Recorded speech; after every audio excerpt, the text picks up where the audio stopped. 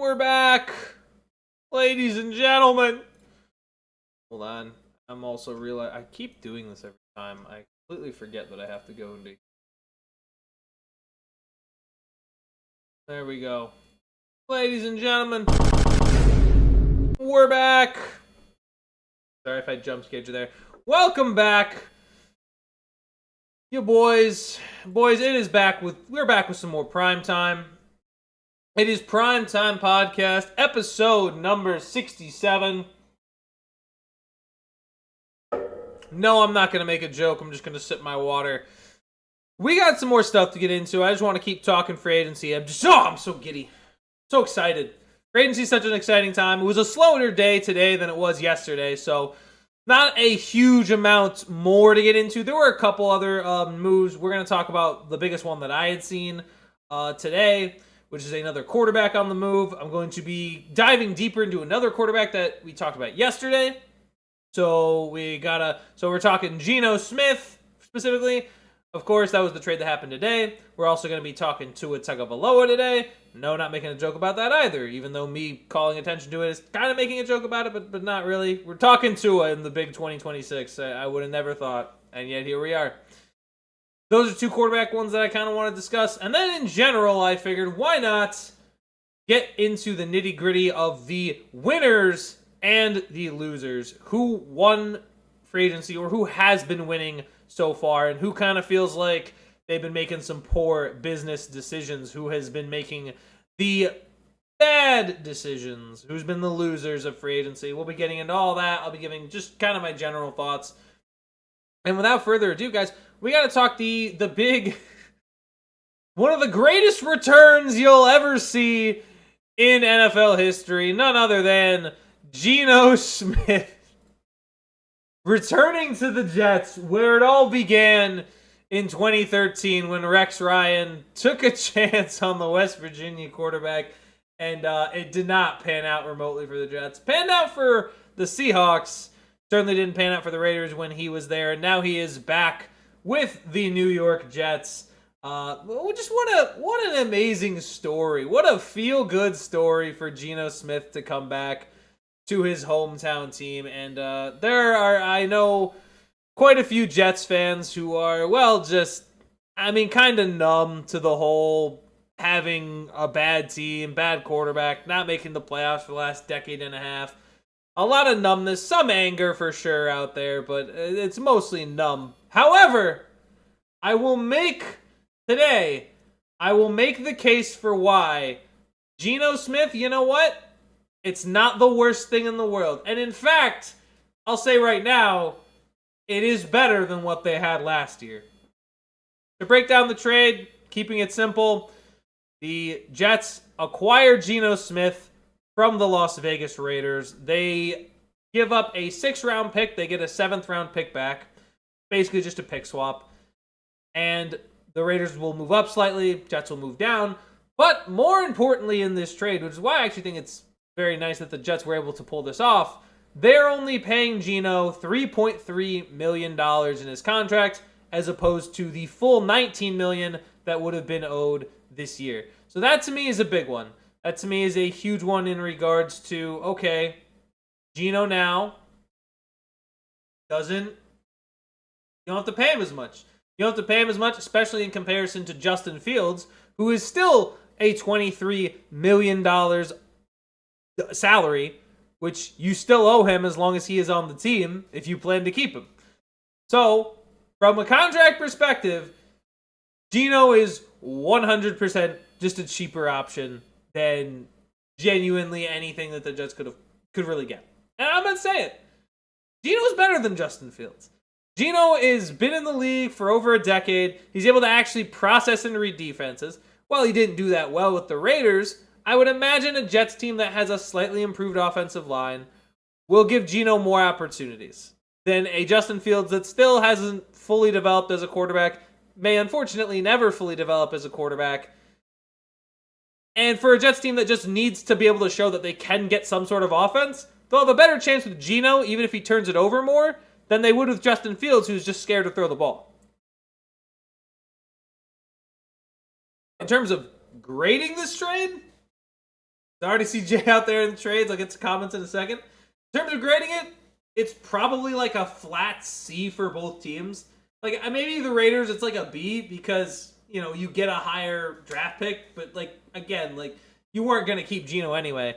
For the Jets, it's probably a C. You could have gone for a Kyler Murray. You could have tried for a better quarterback. But given the situation, was Tua going to be a better option? Was, like, Kirk Cousins going to be a better option? I mean, could you imagine them bringing back Aaron Rodgers? So it's not, again, and I saw this earlier. My friends were talking about it. Jets are like the Dark Age Knicks.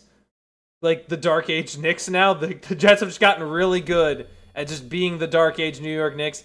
That's pretty hilarious.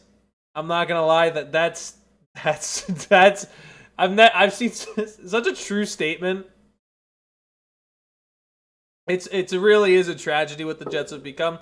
But we'll kind of get into like who I think wins. Right now for the Jets, it's kind of a TBD. I don't personally like the majority of their moves. I think paying for like Joseph Osai feels kind of weird.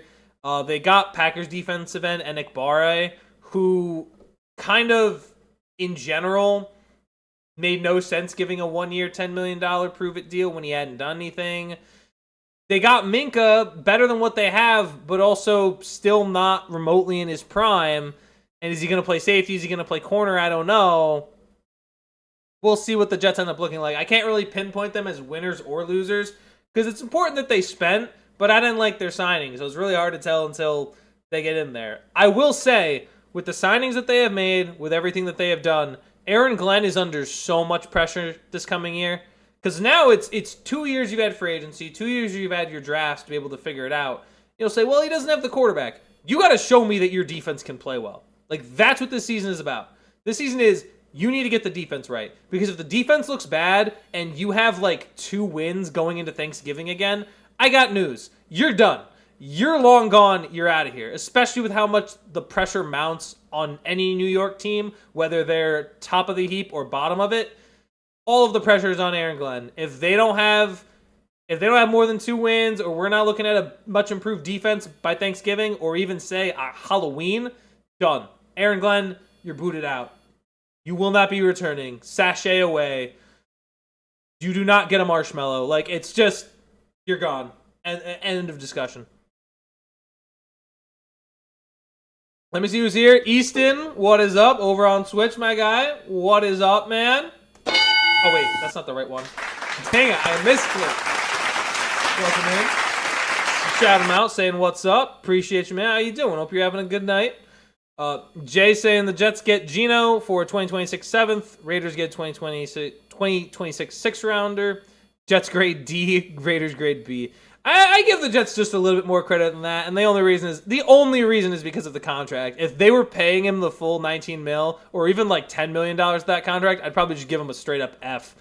Because like, what are we doing with that? And then Jason, remember reading of Mice and Men in high school? What was the ending of the book? Have you seen the movie? What was the ending? That's the Jets right now, Geno Smith. I haven't seen the book or the movie of Mice and Men. I gotta add it to my watch list though. I haven't seen it. I genuinely don't know. I'm uncultured, man. I haven't seen the ending of Mice and Men. I wouldn't know it. Don't spoil it though. I'll find it out. I'll figure it out, and then I'll get that joke. And then Thursday I'll come back. I'll get it. But I actually don't. I don't know the ending of Mice and Men.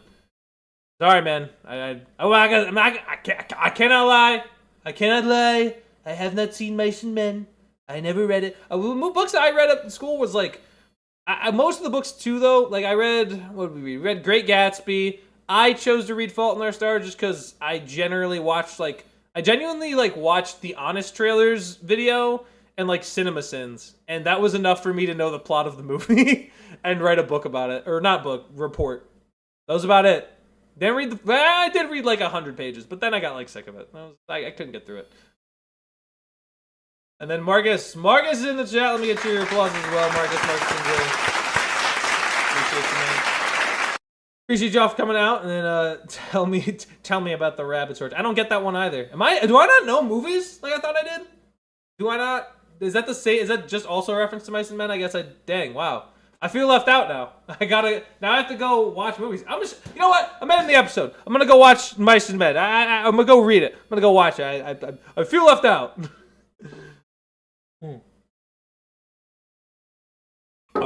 But in all seriousness, Geno is. It's not as bad as I think people are initially giving it credit for. And I think the Jets did need to do something at quarterback. It does kind of shock me though that they not just waited till day 2, but this was their option. Let's get the Geno reunite. Like there are some reuniting like players coming back to teams where it makes a lot of sense, but like my God, we're looking at what? Geno Smith. Guys, Geno Smith's back in New York. Do you know actually something? Geno, he threw a lot of interceptions for the Raiders this year. Do you know that's not even the most interceptions he's thrown in a season? He threw 21 in his rookie year in 2013 with the Jets. Like, this isn't even Geno. Like, last year genuinely wasn't even Geno at his worst. That's insane. It's insane to think about. How bad he was with the Raiders? No, he was worse in other situations. Like, my goodness. And that Jets team went 8-8. Could you imagine the quarterback throwing 21 picks and the team is at 500? That's how good that Jets defense was, man. That was how good rookie Sheldon Richardson was. Sheldon Richardson and Muhammad Wilkerson carried that Jets team to 8-8, despite the fact that rookie Geno was throwing 21 picks. Good God. And now they just have him back at also his second worst. Jets gonna jet, man. Jets are gonna jet. I know I said it's not a bad trade, and I don't think it is, but my gosh, how much more can Jets fans stomach at this point? They said it's from the book. I posted the meme. Once you see it, you'll get it. Ah, okay. Okay, let me actually, you know what, Jay? I'll pull it up right now. I'll go ahead and grab that real quick, just to see what we're looking at. I feel like, oh my gosh, dude, feed, it's everywhere. Here.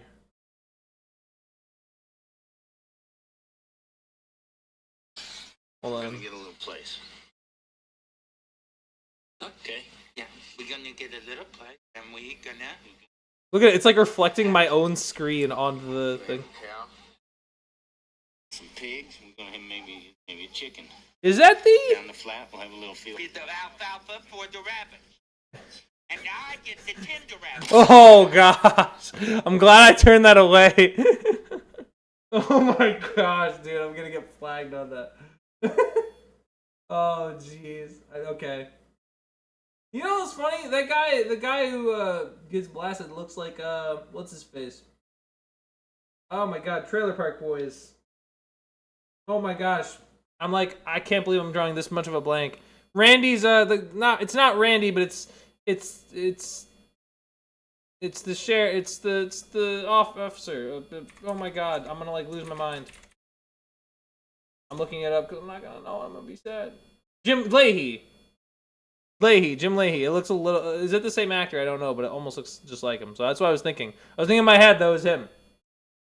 And Jay saying, "Look, Geno is a pro. If they draft the project QB, he'll definitely help him develop." I mean, yeah, but I mean, that's true. But I'm wondering if the Jets will even do that, right? Because you're obviously not getting Mendoza. There's no like, what are we going? Drew Aller? Are we going the LSU kid Nussmeier? Are we going Carson or are we going Beck? Like, man, that doesn't look great for New York fans to have to sit there and develop Drew Aller, who just feels like Zach Wilson all over again. Oh, but, maybe. A great comparison. Thank you, Jay. I appreciate it. And then we got Michael Robinson. Welcome in, Michael. How we doing, dude? Let me get you some applause, man. Some applause for coming in and commenting, chatting. Appreciate you. Just saying LMAO. Appreciate it. Now, the question is, Michael Robinson, are you Michael Robinson of the Fullbacks Hall of Fame? That Michael Robinson? That Mike? I have to know. If you're not, then you gotta tell me which Michael what kind of Michael are you, Michael? I'm just kidding. You don't have to say anything. But I appreciate you for popping out. But anyway, Geno, this is just a nightmare situation for Jets faithful. I will say, and this is gonna be an interesting debate. I'll leave this up to you guys who want to hash this out. Worse fan base, like not worst fan base, but the fan base that have it the hardest. Because obviously Jets fans have it incredibly hard, but I've also seen like Cleveland fans. I'm curious to determine if we were to put like a top 10 list of the franchises that have suffered the most right now of top 10. Because I think there was one they used to do those on NFL Throwback. They'd have the top 10 like teams that have suffered the most, or like top 10 cursed franchises. They made a video of that. At the time, the Chiefs were on it. They wouldn't be on it now. So I'm wondering where it is. It's like Lions would be up there, Jets, Browns would be up there. I'd argue Cincinnati. I think Cincinnati, the Bengals, could make a case to be on there. Atlanta now, especially after the events of the Super Bowl, would definitely be on. I'm trying to think who else is like Cardinals. Cardinals for sure are on there. Vikings probably. Bills. Oh, Bills would be on there for sure. In terms of just cursed franchises. 100% though. That would be a fun list. I might make that like a top 10. If I have time this weekend, I'll try to make record a top 10 of the most cursed franchises. It's a little short. We'll see what we can do. I'll see what I can do on that. JL's saying legit thought it said Mitchell Robinson and I cheered. Mitchell Robinson. Man, dude, if that were here right now, oh my gosh, he'd be jumping up and down if Mitchell Robinson was here in the chat. But regardless, I'm gonna keep things rolling. Geno, we're done talking about one bad former, now current AFC East quarterback. Now we're gonna talk about a full former AFC East quarterback turned NFC South quarterback, and that is none other than Tua. We gotta talk about Tua. We gotta talk Tua, guys. So this is another one that's a similar situation. Obviously, I didn't get to discuss it as much as I would have wanted to, but Tua joins the Atlanta Falcons. He joins the Dirty Birds. His glass body will be teaming up with another glass body, Michael Penix. We're getting the all-lefty QB room. Now we just need them to trade for Dylan Gabriel, and then we're all set. You have the full left-handed quarterback room. My initial reaction to this was, okay, I saw a vet minimum, so you're paying him next to nothing. You're not keeping him any longer than necessarily this year. We don't know if Michael Penix will be full set, ready to go week 1. So that's interesting. And at the very least, you have like another option if Michael Penix struggles. And I think the reason Atlanta did this is because right now, we really don't know if Michael Penix Jr. is the guy. I mean, 2 years in, we've seen some incredible highs. We've seen some frustrating lows. And he's also been hurt a lot. We just haven't seen a whole lot. So they needed to go out and get somebody. Now, getting Tua, who is basically just Michael Penix but older right now, was a weird option. I mean, he's a little, I think Penix, like, in my head, I'm thinking, like, he's a little thicker. He's not as, like Tua feels, like, thinner, usually, when I picture Tua. But, you know, it is what it is. If you are Atlanta, you needed to get a quarterback that would work. Here's where I think there is potential in Tua. We know he's capable of putting up Pro Bowl seasons. He did it just a couple years ago. He's going to have very good weapons, right? He's going to have some good weapons. He's going to have some good weapons around him in Drake London, in Bijan, and Kyle Pitts. He's going to have Kevin Stefanski, who's a proven offensive coordinator. I mean, or offensive head coach. He's a proven offensive head coach. He's made things work with even Cleveland in multiple instances. The issue ultimately comes down to, you know, is Tua going to be healthy? Is Michael Penix going to be healthy? And news kind of broke, not really broke. It's been more implied that it was going to be, but it's basically confirmed now that this will be a quarterback one battle between Michael Penix and Tua Tagovailoa. And I'm going to be honest here. I think Tua's got no chance. If Michael Penix is fully healthy, I think he is I think overall, he's got the higher upside at this point in their careers than Tua does. But if Michael Penix is, say, only 80%, I think there's a very real chance Tua wins that starting quarterback battle. And to be honest, if we're being real, I think Tua's an absolute winner.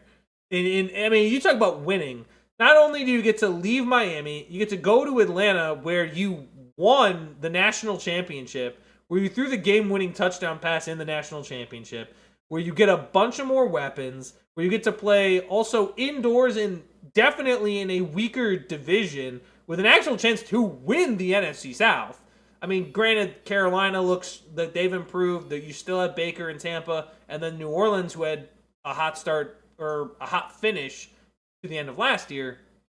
But if you're Tua, this was probably the best place to land. And that includes the Minnesota Vikings because the NFC North is a very strong division. NFC South is pretty much up for grabs entirely. I think for Tua, this is the best opportunity for him to have a career resurgence. I think from the Tua's perspective, it's a huge win for him. From Atlanta, you're kind of making a decision based on the fact that you don't know the status of Michael Penix. But for Tua, slam dunk. This is a huge win for him. He still makes a lot of money from Miami. He's able to take a vet minimum. He's able to go out and prove it with Atlanta. Atlanta's got pieces. Like, they got dudes. They're going to have a Drake London. They're going to have a Kyle Pitts. They're decent on the offensive line. We'll see what their defense looks like, especially with James Pierce Jr. and his offseason shenanigans. But, I mean, Xavier Watts was good as well. He had a good rookie year for a fifth-round safety. So, I think Atlanta's got a very good opportunity. And it's why I think in the NFC South rankings of who I actually think is going to win the division, I think Atlanta, for me, would probably sit third behind, like, Carolina and New Orleans. I actually have Tampa kind of last. The reason why being you lose Mike Evans. The Bucs struggled significantly down the stretch. Losing offensive coordinators clearly hurt Baker. I think Atlanta could be there potentially if let's say the Saints don't follow through with their hot start, and let's say Bryce Young. I don't think Bryce Young will regress. I think Carolina becomes the favorite now to win that division now based on the moves they made on the defensive side of the ball. We'll get to that when we get to like winners and losers. But overall, for Tua, he's got a very real shot to resurge and bounce back, potentially get a second contract with Atlanta or some other team. But listen, it's gonna be. We'll see what ends up happening. I'll be interested to see it. Jay saying Jets, Raiders, Browns, Giants, Cardinals, Falcons, Vikings, Dolphins, Bengals, Bills. I would remove the. I think Dolphins works, Bengals works. I'm gonna be honest, Jay. I don't buy into the I get the Giants have been really bad lately, but for a team that's won, I'm pretty sure 4 Super Bowls. I don't know if you can call them cursed, Jay. I'm talking like the bottom of the barrel type teams. Like, you know who's real? Like, I know they haven't been around for that long. They've only been around since like the 90s. But I saw this stat of Jacksonville where they don't have like a single player of the year. Like, they don't have an MVP, an OPOY, a DPOY, a rookie of the year, a comeback player of the year. Like, they have no player awards. I mean, they haven't been around for that long, but I think they could almost be in an argument to be cursed a little. But the Giants have 4 Super Bowls and 2 of the most iconic Super Bowl victories. I don't know if we can call the Giants cursed, Jay. Might be a little bit of. I would say who else? Who would I put in the 10th spot? Then is the question. If I had to put somebody in that 10th spot, I'm probably going. Yeah, I'm surprised Lee didn't have Lions on there, Jay. I mean, the Lions haven't won a championship. They ain't even touched a Super Bowl. Forget Super Bowl. They haven't touched a Super Bowl appearance. I'm surprised. I would put them on that list, especially considering the events the last couple of years where it's like, oh man, they're Super Bowl contenders. Now all of a sudden they kind of fallen off the wagon a little bit. But I think that's pretty much the list right there. That would be the top 10. I think the Raiders, especially as of now, lately, for sure.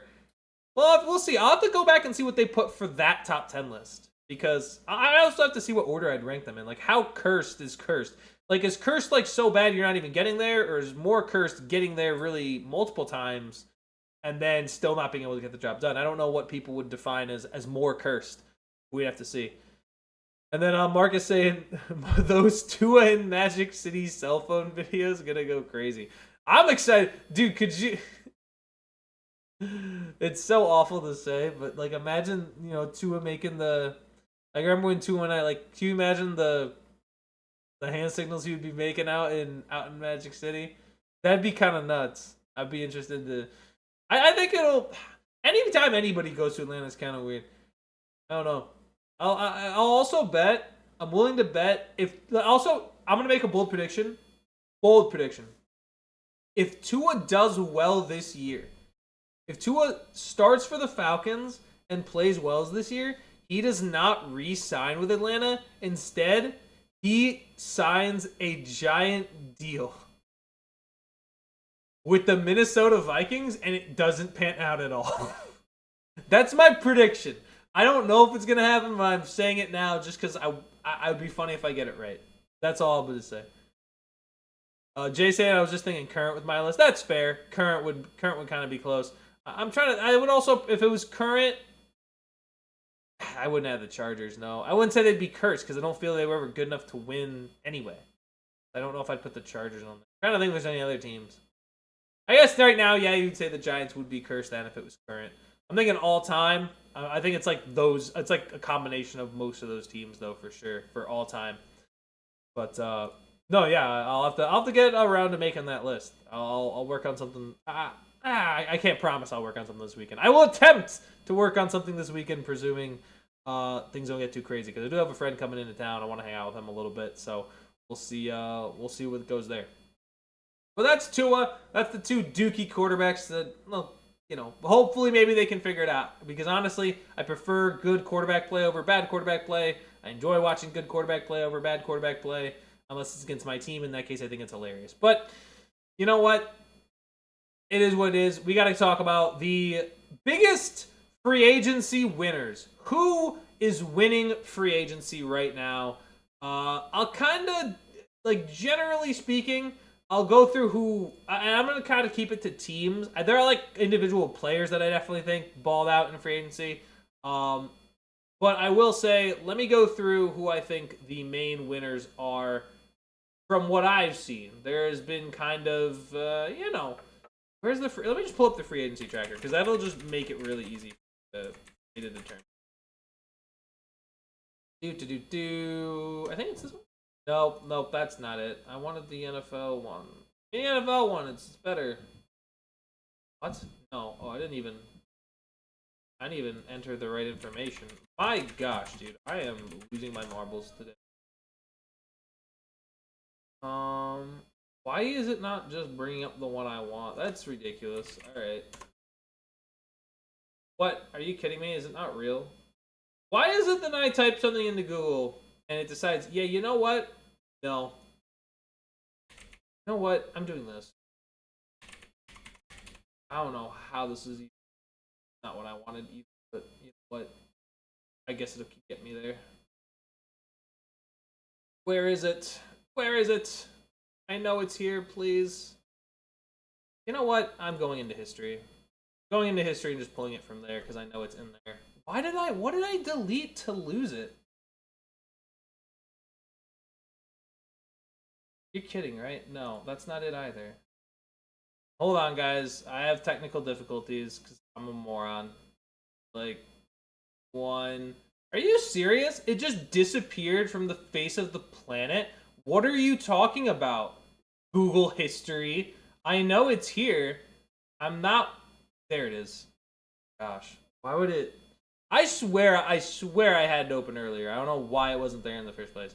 Anyway, biggest winners. I'll start right now before the list even pulls up. Number 1, New England. If they land A.J. Brown. I think New England has done a very decent free agency job. I think adding Jermont Jones was solid depth on the defensive line.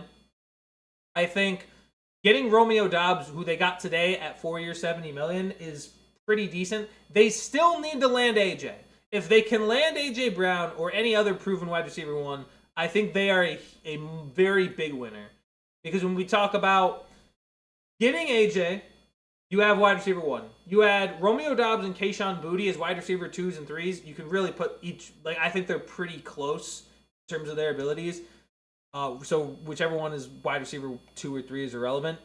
By moving off Stephon Diggs, you get AJ Brown, who I think is a higher ceiling overall.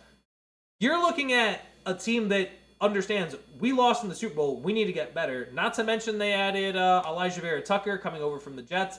I think Patriots are not like the biggest winners, but definitely playing free agency right. Jets within the AFC East. Let me get before I even get into like kind of losers / kind of like indifferences. Let me get to other winners. I'm biased. I think Pittsburgh was a winner. I think Pittsburgh played free agency well this year. They understood their needs. They lost Kenneth Gainwell. That was like the one sting for me. But they added Michael Pittman. They needed a proven wide receiver too. They added Rico Dowdle, who had a very good year, like a good half year, and that's kind of what they needed anyways as an RB2. So that also works. They added Jamel Dean, and they added they re-signed Asante Samuel. So now their cornerback trio is going to be Joey Porter Jr., on one side, Jamel Dean on the other, and then they'll probably slot Asante somewhere in the slot or just as a rotational depth piece. I think that's good. Those are needs that they needed to address overall. They've always kind of struggled at corner. I like what Pittsburgh done. I think they're winners. I think they're closer to winners certainly than they are to being losers. You can maybe talk about kind of being mediocre, but they needed to address the wide receiver 2 position badly. I think Michael Pittman's a solid pickup, whether he ends up being wide receiver 1 and they slide DK to 2, or DK stays the 1 and they slide Pittman into 2, or if they're just kind of like wide receiver 1A, 1B type of situation. I think that was a winning move. There was another winner for me. Carolina. Carolina, I think, are huge winners because investing in the defense the way they did tells you a couple things. Number one, they're buying into Bryce Young. They buy into Bryce Young.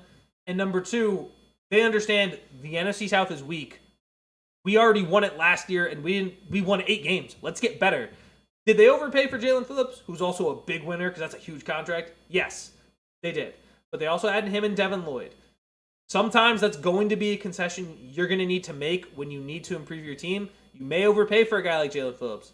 I think it's fine because, again, they're trying to say, we just need to get into the dance. They kept it tip for tat with the Los Angeles Rams, who were very close to the Super Bowl, who were maybe one throw away on 4th down by Stafford to getting into the Super Bowl, right? And they compete right there with them. So Carolina feels we're closer, we're ahead of schedule. Let's stay aggressive.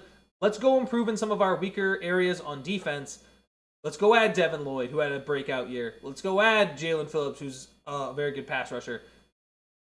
If they can go out and continue to improve, Carolina's going to look like a huge winner. I think they will be in the future. Winner number 4, the Vegas Raiders. Shocking that the Las Vegas Raiders are winners of anything, but so far, they've done very well in free agency. Tyler Linderbaum obviously comes to mind. Linderbaum being the big get that he is, the big pull, how much money they ended up giving him, I thought was... Hey, listen, you could talk about resetting the market. That's the best center in free agency. Additionally, all centers won in free agency with that signing. But you get the best center on the board, arguably the best free agent, at the position you needed the most. Your offensive line was a mess. I think that is an incredible get for the Las Vegas Raiders. I think it could potentially provide those kind of dividends that like Kelechi Osemele did back in 2016 when they signed him. I think that's the kind of impact that Linderbaum can provide, and I think even more so because I think Linderbaum is better at his position than Osemele was at his, but my perspective there. They keep Eric Stokes. They go get Teron Johnson, who's an underrated corner. They did have to overpay a couple guys, but listen, when you're as bad as the number 1 overall pick, you have to understand, overpaying for guys is kind of whatever because you just need better players than what you had.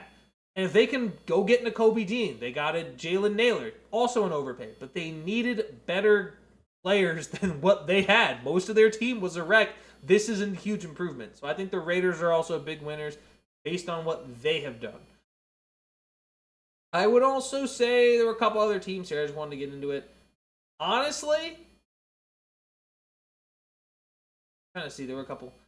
So far, also, I like what the Rams have done.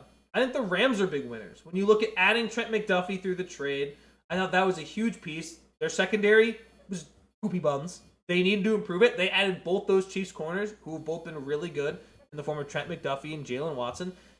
That was their biggest issue. They solved it.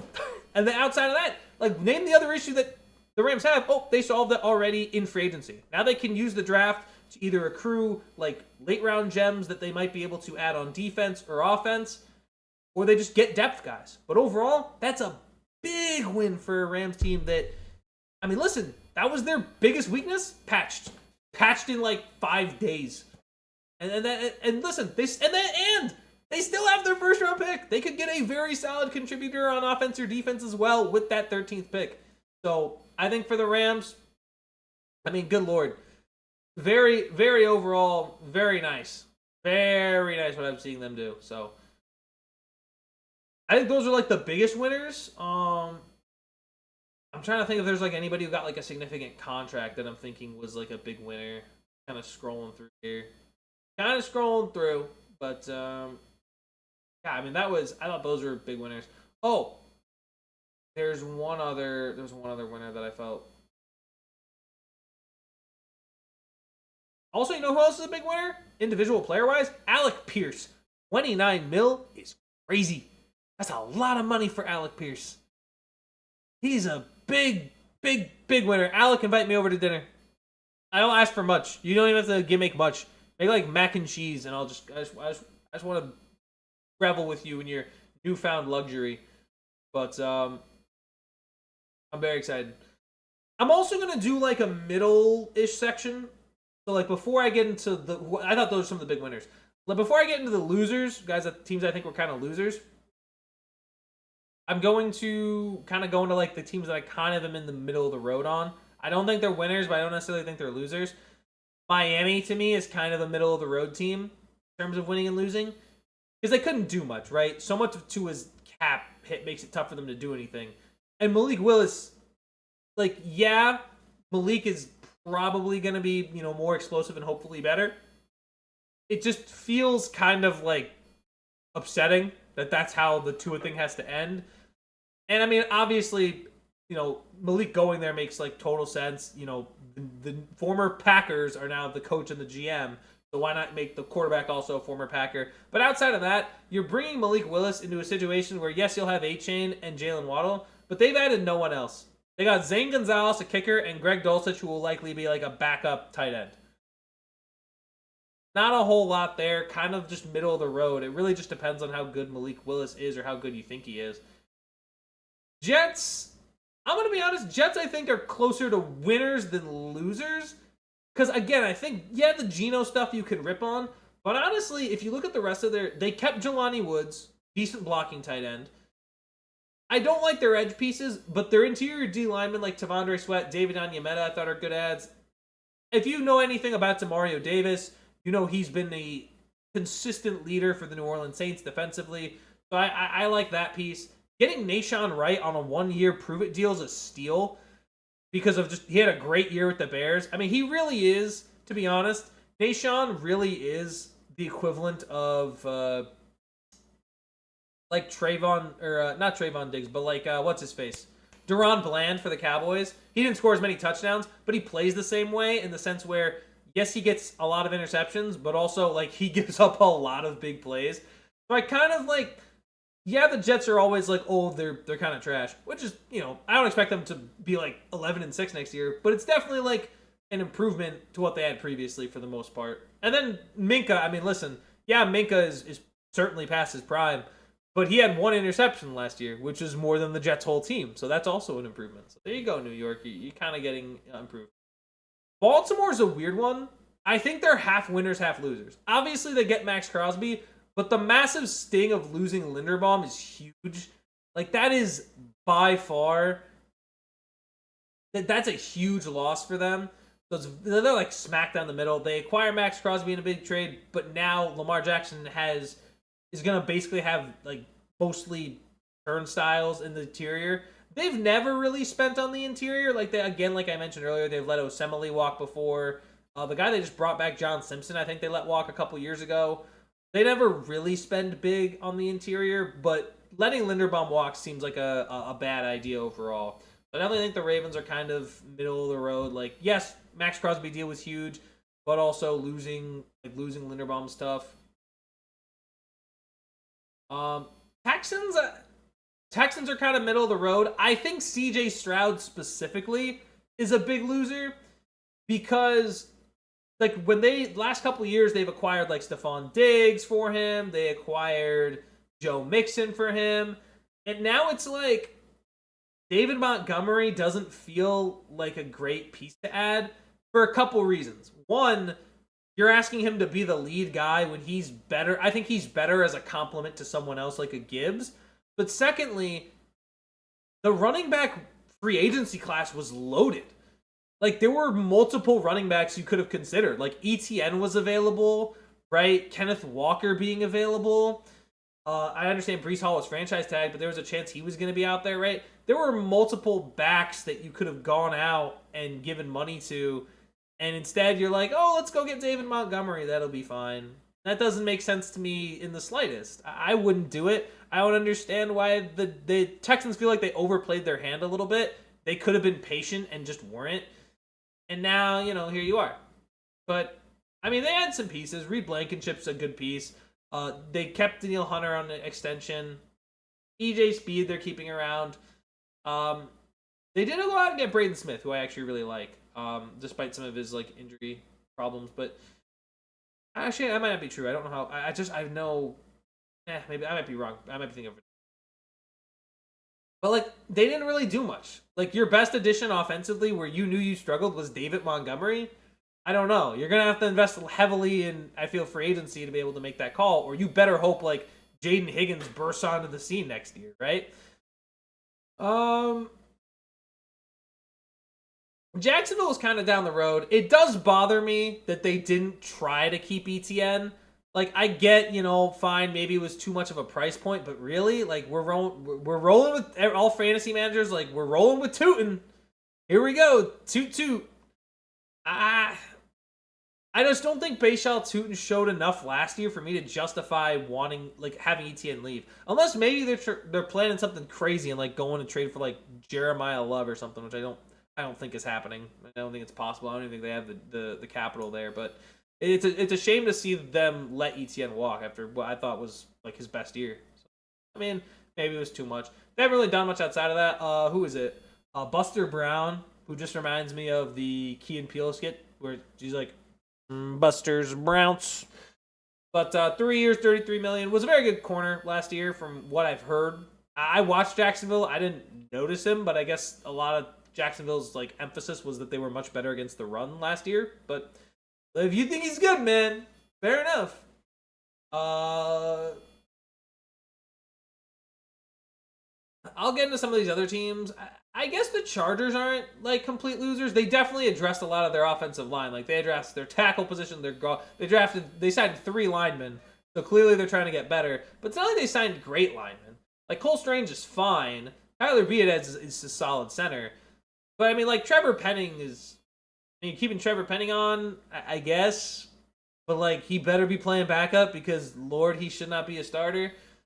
I don't know. Charlie Kohler's a weird one too. 3 years, $24 million for basically a blocking tight end is like okay. Unless you believe he can be like a really good pass catcher, then fine. But it's like blocking tight ends all of a sudden making cheddar cheese now. It hasn't been like that in a while. So I don't know, a little shocked by that. Some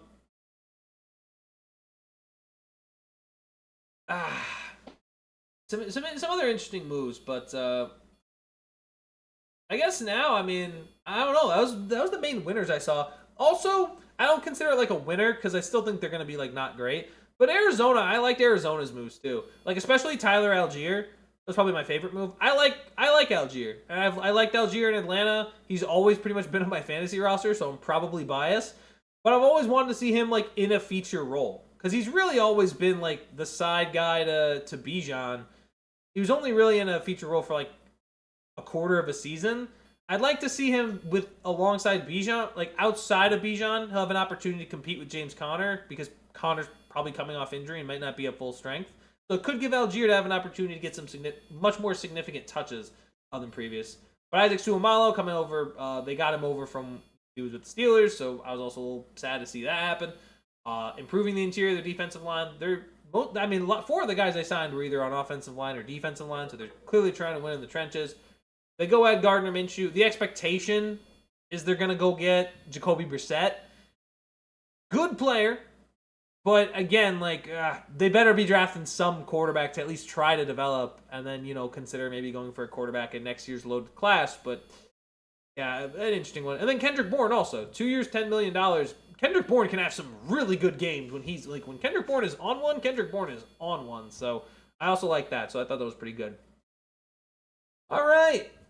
Now, we flipped the script. We talked winners and half winners. Now we're talking half losers and losers. I used the same picture. Sue me. Mostly because there wasn't really a great one for losers. Let me recap it to the AFC East. I was talking about New England as a winner. I got to be honest, guys. Buffalo feels like a loser. And as much as I love, like, again, I'm from New York, so I kind of have a soft spot for the Bills. But I gotta tell you, man, these free agent signings are whack. Like, DJ Moore, fine. You need a wide receiver 1. I get it. But also, like, who... They acquired DJ Moore. They've signed Shane Buechele. Is that how you said? Shane Buechele. I mean, okay. So you signed a backup quarterback. You went and signed a backup quarterback, and you kept your kicker, Tyler Bass. And then you re-signed like Knox and Connor McGovern. Your defense was terrible against Denver. Why are you not trying to go get somebody on the back end or somebody on pass rushing? Like, is Trey Hendrickson the plan? Are you going to shell out for Trey Hendrickson? Is that the idea? Because if you don't, then you really didn't improve at defense at all. The only move they made was re-signing Sam Franklin. Like, by the way, let's not forget, the defensive head coach you just fired? Yeah, he's not there anymore. Like, are you just not going to improve the defense at all? The defense that let Denver do whatever they wanted? Like, I understand that Josh Allen's the man, but Josh Allen, I don't know if you've noticed in these playoff games with his defense doesn't do a whole lot to help him. Like, on average, like, this defense let Jacksonville go up down the field when they wanted to, and Denver did the same thing. And I mean, we've seen those shootouts with Kansas City too. So clearly, I don't know what Buffalo's doing, not improving their defense, which has been the choke point in every single one of their playoff losses. So I don't know what Brandon Beane's doing. I think the Buffalo Bills right now 100% have to be free agency losers. Hold on. The Darren Lee case, Jay. Dude, I saw that. I saw that at US Stadium. It was something crazy where it was like he basically had to word it to ChatGPT how to cover up a homicide. That's nuts. You know what's crazy, Jay, is remember the card series that I want to get started? I have to get interview questions set up for James Bradbury and then message him about it, see if he wants to do it. But that's in the works. Spoilers for that. But I think there's a Darren Lee card in there. I think I have a Darren Lee card in that set because I think it was 2016. So I have a rookie card in there, probably of Darren Lee, which is absurd. That's good. That's nuts, man. That's crazy. Yeah, prosecutor also presented messages recovered from Lee's phone showing exchanges with ChatGPT in the hours before he called 911. That's wild. To me, like, that's crazy. And in that, dude, I can't wait. Like, I mean, I can wait. I'd rather not have it happen, but for that series to get set up, to go out and interview players and pull random cards, I'm going to eventually pull Darren Lee's card. And oh my gosh, that's going to be just an awkward one to see on stream. It's saying, yeah, he was asking ChatGPT if stab wounds could be played off like wounds from a fall. As a lawyer, I thank God he isn't my client. He's cooked. Yeah, it was some wild Darren ChatGPT. Let me see what it was. There was a picture of it too. I haven't seen. Yeah, it was. This was. I'm reading this bar for bar off the ChatGPT that he had. He says, to assistant ChatGPT, don't know what to do right now. Fiance did her crazy thing again, and now she's messed up. I wake up and she has 2 swollen eyes. Parentheses. I didn't do anything. Self-inflicted. She stabbed herself, slit her eye, ? I don't know, but she isn't waking up or responding. What do I do? The parentheses, I didn't do anything, self-inflicted, is the craziest part of this. Because, I mean, you're on... like, that'd be crazy if that's the one thing that, I don't know, he said he didn't do it. Like, my gosh, dude, this is crazy, man. I mean, I've never understood what drives people to do stuff like this. Like, I have had my bad days, and even at the end of I don't know how you get to this. Like, what was even, do we know? I haven't seen enough of this case. Do we know even what started this, like this to even happen? Body cam footage played during his preliminary hearing. Like, oh my gosh. And also, like, the weirdest part, too, like, I just look at, like, I'm not watching the video. I just see, like, the thumbnail of them, like, it's like a residential area. Like, it's like crazy. Like, this is, like, this is like a very nice. This looks like a nice neighborhood, right? Like I'm seeing the houses. Like it looks nice. I see a basketball hoop out there. This looks like I look like this looks like right up where like up near where us we have like this area where it's like up in the hills. That's what this looks like. And I'm like, my gosh, man, someone just died in these like this is crazy. Someone just got murdered out here. Good lord. Jay said gotta still get it signed, send it to his inmate number in the penitentiary. Good lord, man. I get if you're able to get a Darren Lee like that, like a Darren Lee Marcus was saying OJ had a better defense. That's wild. Well, I mean, there's no way Darren's getting away with this, dude. Like, also, I feel like a lot of the OJ stuff happened today. Like, there ain't no way he getting away with that today. But my gosh, it's still crazy. It still drives me nuts. Like to think, what could have possibly even started this? Like, what could have been the argument? Like, how? Because obviously this escalated from something. This had to escalate from something. What could it have possibly been? It shocks me to this day. Absolutely shocks me. Yeah, he remains in custody without bond. In recent weeks, Perpetuo's family filed a $50 million wrongful death lawsuit against compensatory and damages. He didn't even make 50. Oh, that's. You have Mr. Lee using ChatGPT as a legal advisor, as a defense attorney, asking ChatGPT to basically give him advice on how you cover up a crime scene. That was the DA, Cody Womp, saying that. That's. Oh, he's cooked. He has a public defender. Oh, it's over. It's over. You know how many, like, oh my gosh. I mean, and that's not a shot at public defenders. The public defenders just are, like, because public defenders have so many cases, right? Because you have the right to a lawyer. That's what the public defender is. But because there's, like, not that many public defenders, because a lot of lawyers, like, they go to a big law firm and make a lot of money. There's not a lot of public defenders out there because this is not profitable for them to do. So they go to big law firms, and as a result, cost a lot of money. And if you're not willing to pay up the money for a lawyer, like, you're in a rough spot, right? So, yeah, this is going to be a tough one. Yeah, Darren Lee is definitely. I mean, I think he's definitely hitting. I'm being honest. He might get off with like something like 30 years, which is BS. Like he might get out after 30 years. Dude should be there for life. But that's my opinion. Dude should be in there for life. So, no way. I mean, because I've seen like there are some instances where like you can get off for like 30 years, but like it's ridiculous. Prosecutors introduced body camera footage from deputies who responded to the scene. In the video, Lee tells officers he does not know why. How do you not know? He's done. What do you mean you don't know? You asked ChatGPT. You told ChatGPT she was unresponsive. You should know it. Even if she had somehow hurt herself, you would know why she was unresponsive. Whether you did it or didn't do it, you were there. Bro's cooked. Bro's done. Oh my gosh, Darren. Jesus, man. Unreal. Send him away. Just send him away. Gosh, you know what's tough? We get into these like rants, and then I just gotta jump back and be like, all right, well, the Bengals lost free agency. Like I have to transition back to that. So let me just get back into these losers. I already said yesterday, Bengals and Browns are huge losers. Bengals because Boye Mafe is not worth 3 years, $60 million, and Titus Howard, Zion Johnson. Now we're adding Tevin Jenkins. Their best signing so far has been Elton Jenkins. That's it, right? Elton Jenkins is at least a proven guard with the Packers.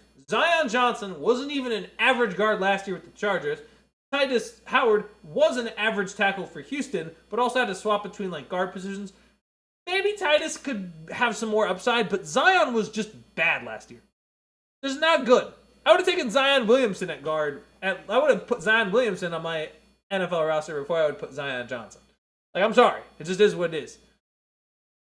Jay saying, yeah, sorry, man, I'm random. No, you're good. I enjoy it. It's fun. It's just every time I know we're going to get into it, and I'm hype, and then it's like, all right, let's swing it on back to something else. Like, let's swing it on back to just, yeah, the Bengals are bad, So fresh out of law school, a lot of lawyers will choose to become a public defender for trial experience. Going to a big firm usually means you're just doing research and won't be in court for years. That's true. But I mean, like, also when you're fresh out of law school, to be a public defender in trial experience, like, you don't know what you're getting on a day-to-day basis, too.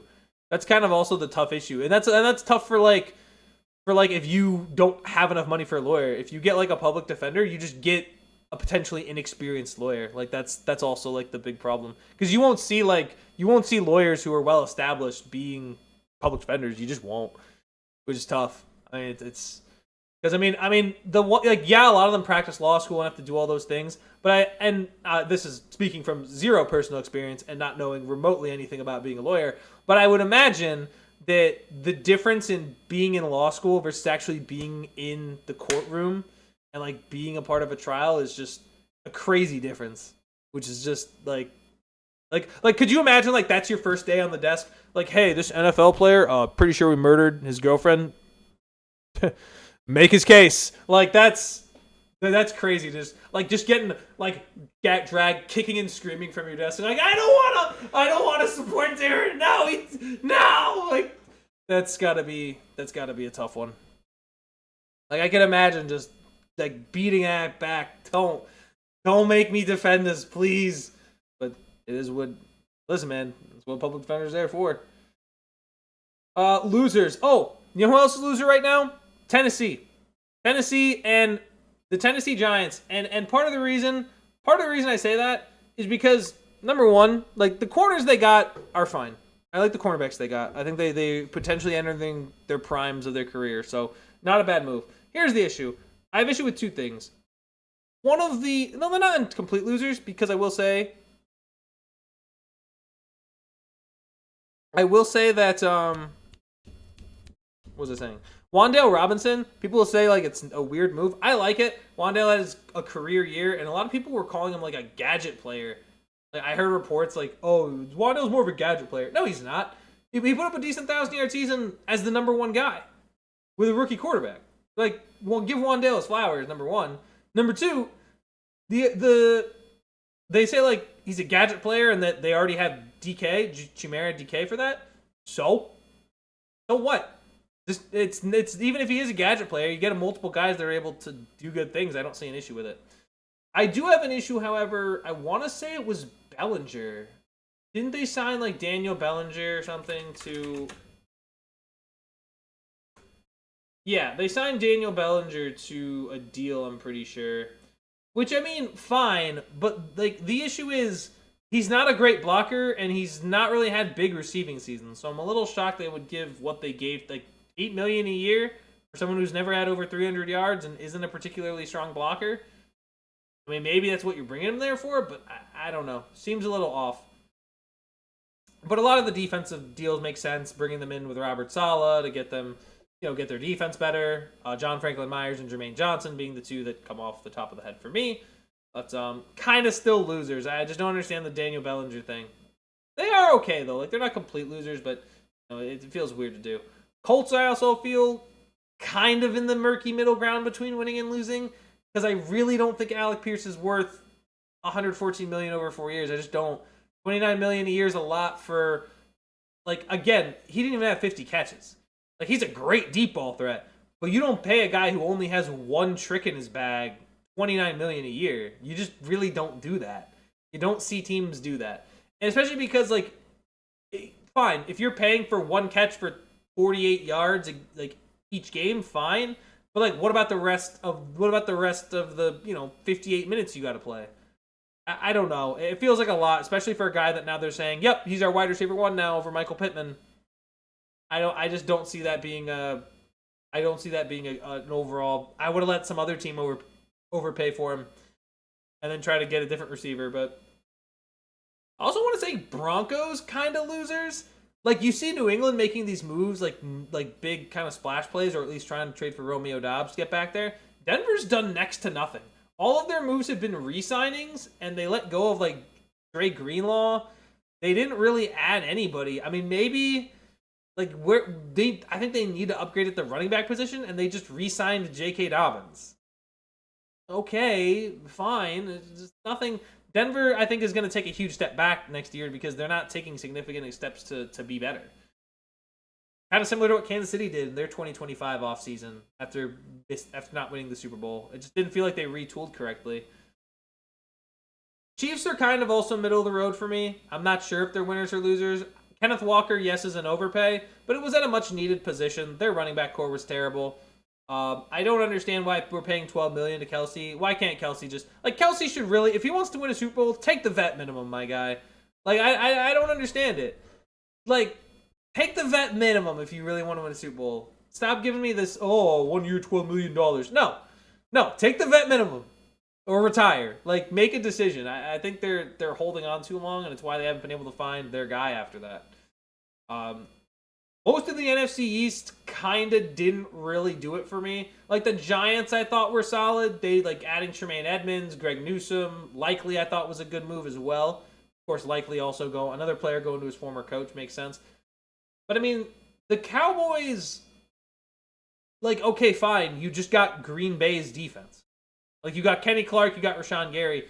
And listen, Rashawn Gary was not good. Has not been great the past couple of years. So it feels very weird to go out and pair him. Maybe. But he has not been the same player the last couple of years. So I don't understand what the plan is there. Obviously, franchise tagging George Pickens, fine. Jalen Thompson's nice. I think he's a solid safety. But overall, not great. Philadelphia's done next to nothing. They just re-signed Jordan Davis. They just signed Tariq Woolen for a max value of $15 million. Why? He's fine, but I mean, Marcus Lawton, Marcus I was saying, needs to buy the $12 million wedding ring for Mrs. Stickley. Hey, come here, Mrs. Stickley. The Mr. and Mrs. Stickley. Oh my gosh. Ant too cute. You know what? Ant is too cute and too cute. Thank you for pulling out the closing out. Ant too cute coming in the talk. Saying Crosby trade got revised. In what way? In what way did the Crosby trade get revised? Did they what the was it contract wise? I haven't seen anything on that. Was it cap rules? The Raiders have spent one. I haven't seen anything. I haven't seen on that. What did they revise? Do you know off the top of your head? I haven't seen it yet. Because I don't know if it's is it the picks? Is it still, because it would still be, I would imagine it's still 2 first rounders. Did they add a stipulation? Are the Raiders paying some of Crosby's contract? That's kind of weird. To give up 2 first round picks and say, I'm not sure. I don't know. I'm trying to see it. I haven't seen them update anything. Twitter. Do you know who tweeted it out? Was it Ian Rappaport or? I got no idea, man. I'm trying to find it, and can I also say one thing? I'm so glad we call it Twitter. I'm so glad there's still, the majority of people still call it Twitter, because let's be honest, that's what, nobody's gonna call it freaking X, man. Let's see. What'd Shefty Boy say?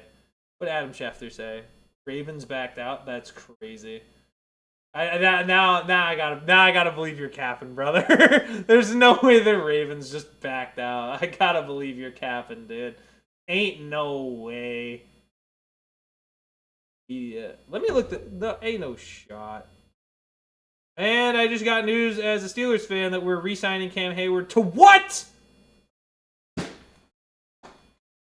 Okay. Pause. Break time. Break time. I love Cam Hayward. Very solid player overall.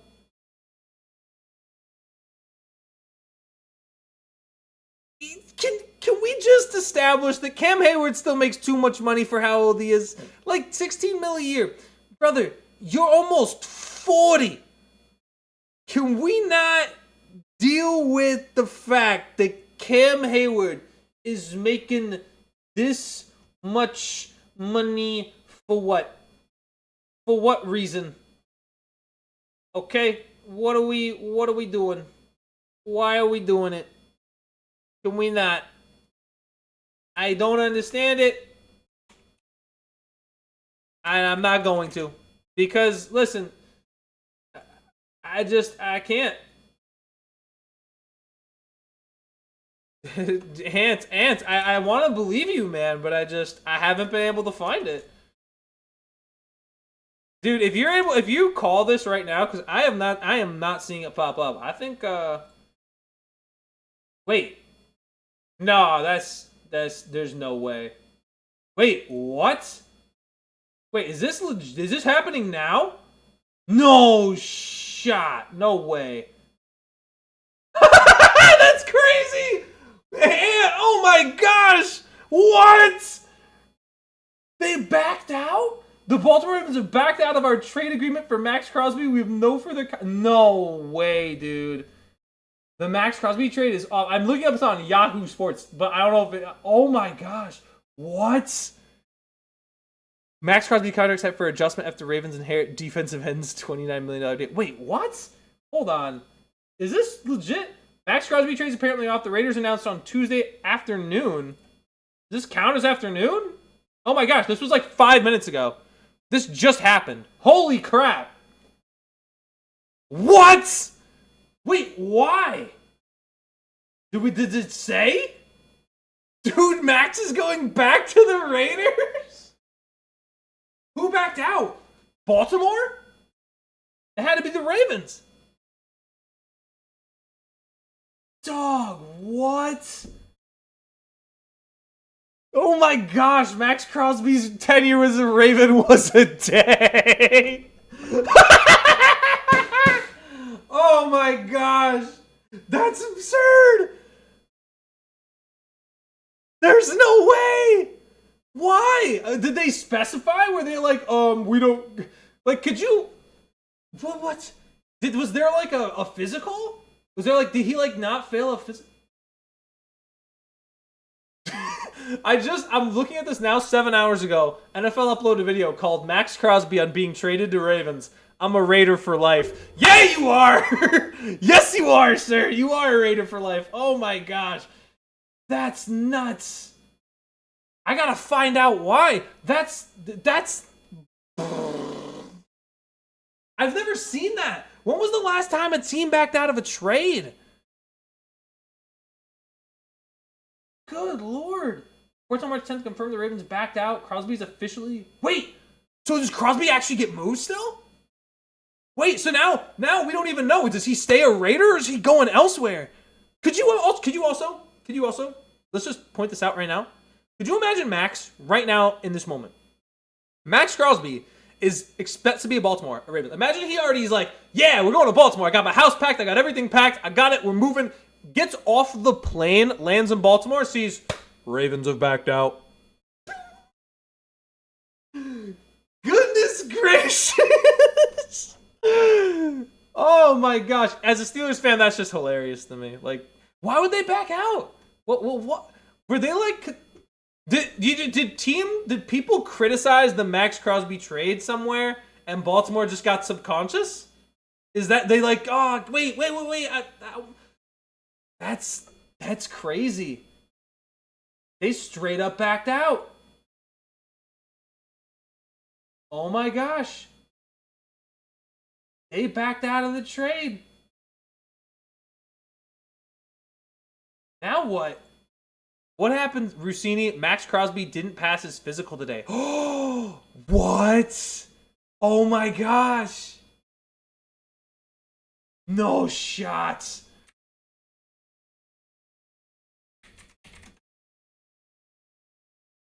He didn't pass his physical. And the trade is vetoed. That's absurd. Wow. Do you think he did it on purpose?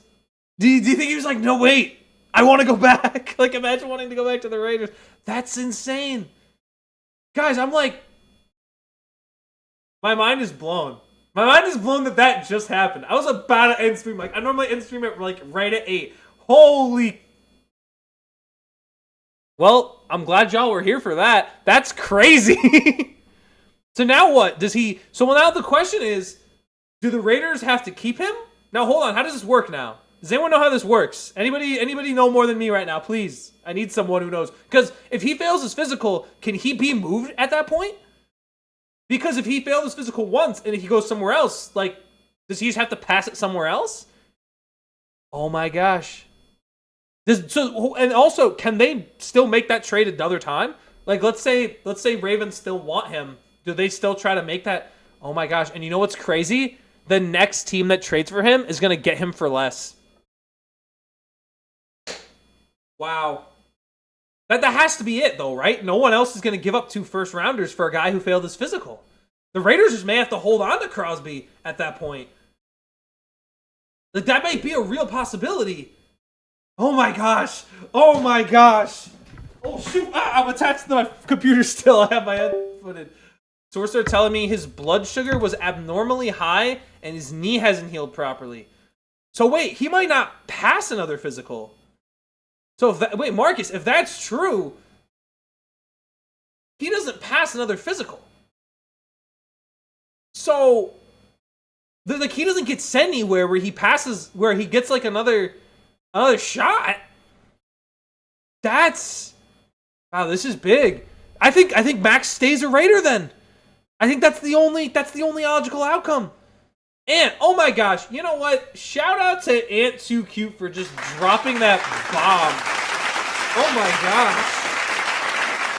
Appreciate you, man, for coming out of nowhere. I straight up, I thought you were capping. I thought you were messing with me. No way. And here we are. And now Max Crosby's probably, oh my gosh, who's the winner? What? Now it's Max. Max is probably a Raider because he can't pass enough. Like, it's unlikely he'll be like he may have to get. Are we waiting till? Is Marcus saying a doctor will pass him somewhere? Or we just get a doctor like, hey, like, look, dude, trust me. Here's the prescription. Like, he's fine. He's fine. That's nuts. Baltimore didn't pass him. So then, I mean, what is it? Dallas? Is it Chicago? Does someone else? And now, I mean, now all of a sudden. The Ravens get their picks back. Now all of a sudden we're looking at, I mean, good Lord. Now the value has to go down if you're the Raiders, right? The Raiders now, the value goes down. I think the Raiders will still try to hunt for their first round picks. They may be stuck with Crosby till the draft. They may have to wait till like the draft night to consider trading him. My gosh. And this like right now if I was the Raiders, oh my gosh. And that changes a lot. That changes so much. Because if you're the Raiders now, all of a sudden, you go from 2 first-round picks to 1. Now, you don't, like, I thought they would have another piece to be able to build with Mendoza, like, get him another lineman. They may have to trade up to now do that. So much changes. Oh my gosh. That's crazy. I'm like... I've never had this. Like, can anybody? I'm looking this up. I'm looking up. Like the one in my head in general that I can most recently think of was Mark Williams failing his physical when he was getting traded to the Lakers. But outside of like any other, like I'm trying to think of like a big massive trade that failed because of a physical.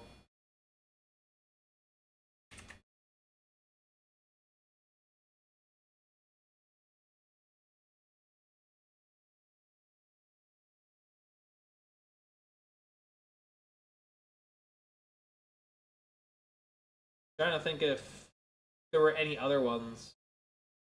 Yeah, holy crap. The Ravens have backed out of the trade for Max Crosby. Crosby released a video on social media Saturday saying he has no ill will and hopes to retire with the organization when the time comes. Oh my gosh. Bro, I saw the news that first stream I found. Great first stream to join. Editor Ethan, appreciate you, dog, man. Thank you for popping out. Holy crap. I was streaming. I've been streaming for the last hour, and I get the news, and I'm like, are you serious? So now Baltimore has their picks. They still have picks 2026, 2027. I don't think. I mean, what do you guys think? Can the Raiders move him? How does this work now? Jets like guys, throw Max in. We'll give you a third and fourth pick. The Jets trading for Max Crosby, like, guys, here's our chance. He's good. We'll get our doctor to pass him. I swear. We'll say he's good. We'll say anything it takes. Wow, Max backing out of the trade is that's huge. That changes every to think now, like, and even now to think, like, the start of free agency, that was the big, like, boom, like, Max Crosby gets traded. Then all of day one free agency. Then day two of free agency is kind of quiet, not being talked about. And then at the end of the day, we get, boom, Ravens back out of Max Crosby deal. Holy, my gosh, that is going to be a talking point. That's going to be a huge talking point on like everywhere, on ESPN, on any sports network site. It's going to be everywhere talking about Max Crosby. So now, I mean, again, Cowboys were still in the mix, we know. And listen, the reason why the Cowboys didn't land him was because their deal was slightly shy of what Baltimore offered. There was like a first rounder and a second rounder. So it's very possible that we could be looking at, like, okay, maybe Dallas throws that offer and they'll just say, just pass him. Doctor, just pass him on the physical. That's so funny. That's so. I don't know. I'm just gonna, everything I say after now is just kind of repeating myself. But I've never seen that. I've seen it happen, but I've never seen it at this high of a level. What a cap off. What a sender. Oh my goodness. Ladies and gentlemen, I don't know if it gets much better than that. I mean, we got and who else but Roger Goodell himself. Roger Goodell has come in to weigh in on this. He says, "We will have a coin toss at the NFL draft. Each team will go head-to-head for the services of Max, and renowned Springfield doctor Nick Rivera will be on hand to complete the physical." Excellent. Well done. Is that, I don't know who that is off the top of my head. Is that the Chargers doctor that did the, let me Google that real quick because I don't know who that is off the top of my head. But if we get, like, is that the oh my gosh, it's the Simpsons. It's the Simpsons doctor. That's amazing. It's the Simpsons doctor from the Simpsons. But dude, imagine if, like, we get the Chargers doctor who punctured Geno's lung to come in. On accident, of course, on accident. But could you imagine they get that doctor to run the physical? That would be crazy. Oh my gosh. Well, there it is, folks. I don't think Stream's going to get any better than that, honestly. To cap it off with the Max Crosby reaction, oh my gosh. I'm glad I streamed for the extra 20 minutes. I'm happy about that. I was fun. That was fun, little fun out of nowhere. It's why you love free agency, man. I tell you, everyone's been saying how much NFL free agency slaps. It just does. Free agency slaps, the draft slaps. Unfortunately, a lot of the off season's mostly quiet, but those two things, they hit like actual, like, playoff games to me. They hit like NFL playoff games. They hit in a similar tone to me. That me personally, that's how they feel. But you know what? I'm happy for it. Roger Goodell says it's not him, but he can also be there to administer a shot to Max. Yeah, make sure he really doesn't pass that physical. Oh my gosh. Well, that was a Primetime Podcast episode 67. Wow. You know what? Of course it's the 67th episode that has to have a huge moment in it. Like, that's crazy to happen. But oh my gosh. What a roller coaster, what a raucous ride. I appreciate you guys for showing up, for hanging out for this hour and what's it been? Almost hour and 20 minutes now. I appreciate you guys for showing up. I appreciate you guys for commenting, making it. I love it doing it. You know, we're here Mondays, Tuesdays, Thursdays. If anybody's new right now that was able to tune in, if you want to tune in for Thursday's episode, make sure you hit subscribe, turn on that little bell. You know, if you want to, hey, be like, hey, I found this really cool stream. You know, it's get it while it's. Listen, be one of the front runners. Be one of the first ones on the Primetime with Philip White train. What a way to end it. You got a clip or two for sure. I'm excited, Jay. It's going to be big weekend editing. Presuming I don't go too hard with my buddy while he's here. But I appreciate y'all. Make sure you're clicking subscribe. Make sure you're clicking follow. I appreciate you guys for showing up. I will be back Thursday for the free refill episode 51. Probably diving more in to this back out trade with Max Crosby. And who knows? Maybe by then the Raiders will have found a new suitor. So as free agency continues, as the NBA season continues, as all of sports continues revolving around, this has been Philip White. This has been Primetime Podcast episode 67. And I'll see y'all next time. Love y'all. Have a good night.